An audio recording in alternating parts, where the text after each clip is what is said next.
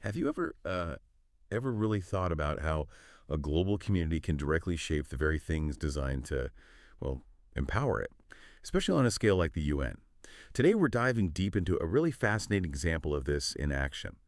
The ongoing discussions around the UN Mappers, Ambassadors, and Chapters initiative.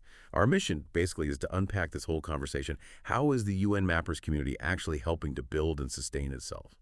We're looking specifically at these proposed ambassador and chapter programs. It's really about understanding, the nuts and bolts of how a global network debates and designs its own future. It's a living project, really evolving. Yeah, absolutely. And just to set the scene a bit, UN Max has this crucial mission, right? They use open geospatial data to support UN peacebuilding, humanitarian efforts all over the world. Think of it like the base maps, the essential data that helps aid get where it needs to go or informs peace operations on the ground. And the UN Mappers, they're the community that UN Maps has mobilized. It's this incredible group, like 5,500 open mapping enthusiasts. They've made over 1.5 million map edits. It's huge. So the goal with these new ideas, the ambassadors and chapters, is really to build on the success and the lessons learned from other big open mapping communities. They're not starting cold. Right. And what really jumps out, looking at our sources for this, there's this comprehensive UN Mappers Ambassadors Chapters concept note, and also notes from a Mappy Hour community discussion. What jumps out is that this isn't just some plan being handed down. You can see it's a living document. It's being shaped by the very people it's supposed to empower. It feels genuinely like co-creation. So, okay, let's break it down. What exactly are these new things, the UN Mappers Ambassadors and Chapters? Can you clarify that for us? Sure. So the UN Mappers ambassadors, think of them as exceptionally recognized people within the community. The model is kind of similar to the Youth Mappers regional ambassadors, if you know those. Their main job is to champion the UN Maps mission and, really importantly, drive community building. This could mean, supporting field mapping, being community engagers, representing UN Mappers, and a key part leading the setup of these new UN Mappers chapters. Okay, so the ambassadors are the champions, the leaders. Then what about the chapters? Right, the UN Mappers chapters. These are essentially local groups, local collectives of UN Mappers. Their purpose is kind of twofold. One, contribute data for UN maps. Two, promote open data locally within their own communities. And ideally, they'd be made up of contributors right there in their area, especially where UN missions are active. So creating these local mapping hubs. That co-creation aspect really stands out. It sort of flips the usual top-down way of doing things, doesn't it? But how hard is it really to weave that kind of community input into a big UN structure? And how are people actually getting involved? It's definitely a balancing act. You've got the organic grassroots energy of these open communities and then the more structured way the UN works. But it's vital. It ensures the whole thing is actually relevant and hopefully sustainable for the people involved. And they're really inviting input. People can read and comment on the concept note itself. They can jump into discussions on the UN Mappers Discord. There's a specific channel, #UnMappersChapters discussion. Plus, they've had live discussions, like one on May 30th, and there's another one planned for July 10th. The whole co-creation phase is slated for May to June 2025, so it's an active, ongoing conversation. Right, so that grassroots feedback directly shapes everything, from the tiny details right up to big questions like compensation, which leads us nicely into that factors to consider section in the concept note. This is where you really see the practical challenges and opportunities start to surface, isn't it? Exactly. This is where they lay out all the complex things they're debating, like language. That's huge. It's a global network. So making sure language isn't a barrier, providing support, that's not just a nice to have, it's fundamental for inclusion. And the roles for ambassadors. Are they thinking of them as a direct link between, say, the wider OpenStreetMap world and the UN agencies on the ground? Are they mainly OSM trainers, collaborators, Right. or something else? How are they defining that?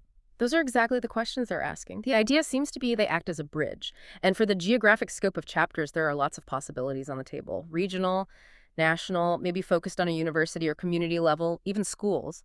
They're also figuring out, okay, how many ambassadors per region? Should there be some kind of structure, like university chapters feeding into regional ones, then national? It's about making it work locally, but also scaling up. And then the million-dollar question, or maybe the no-dollar question in some cases, compensation. The note mentions stipends, or maybe non-monetary things like certificates, training, travel grants, trying to make it fair for people from different places, different economic backgrounds. But there's always that tension, isn't there?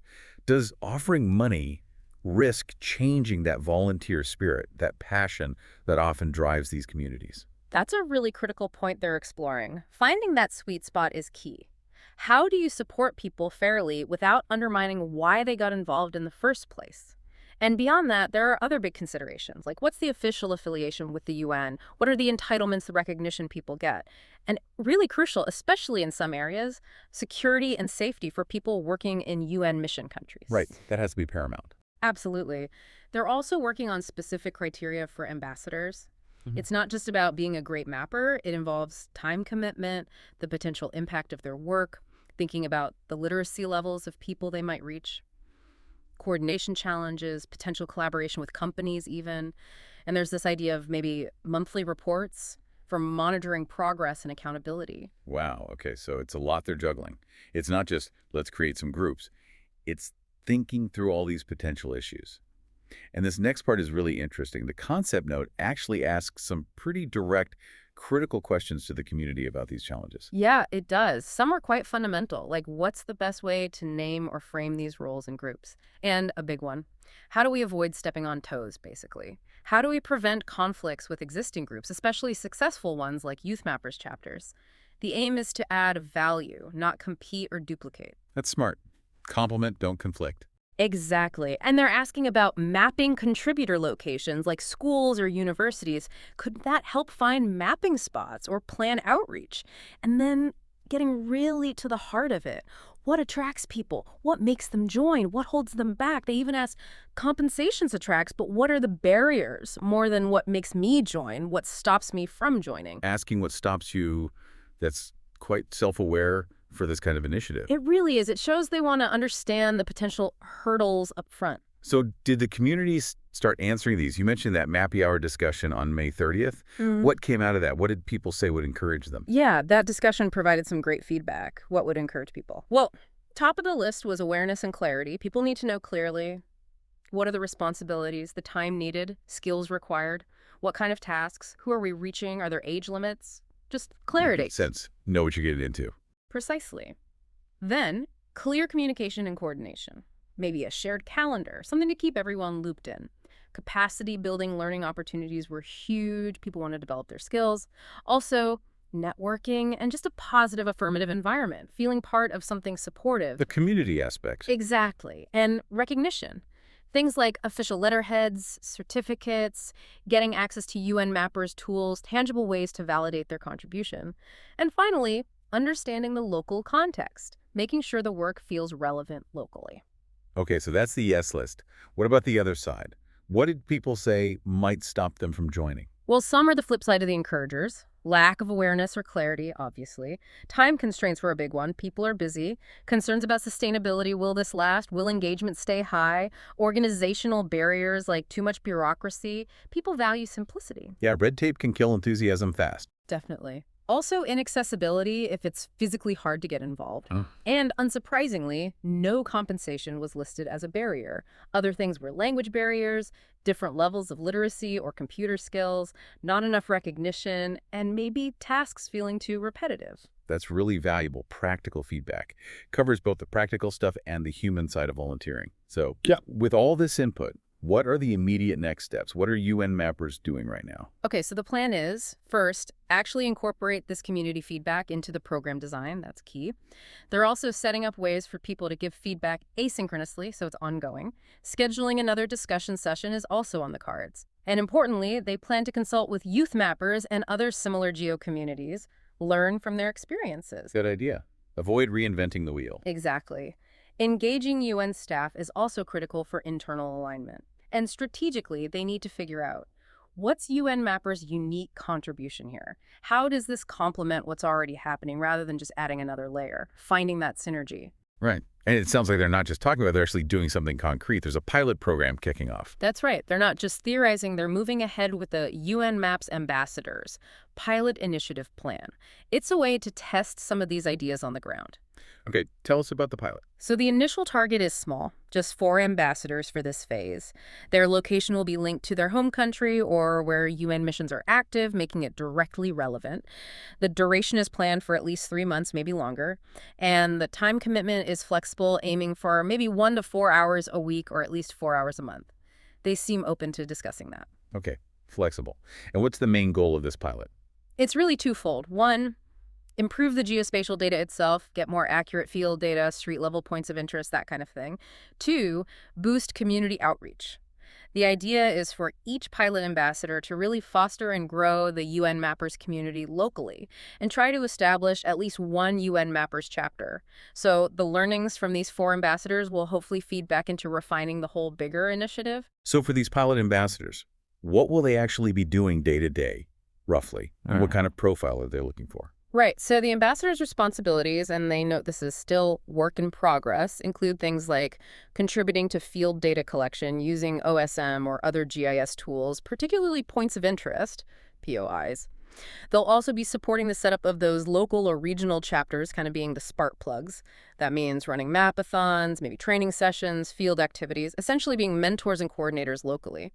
And they need to liaise with the UN Maps crowdsourcing team, providing reports on activities, lessons learned, challenges faced.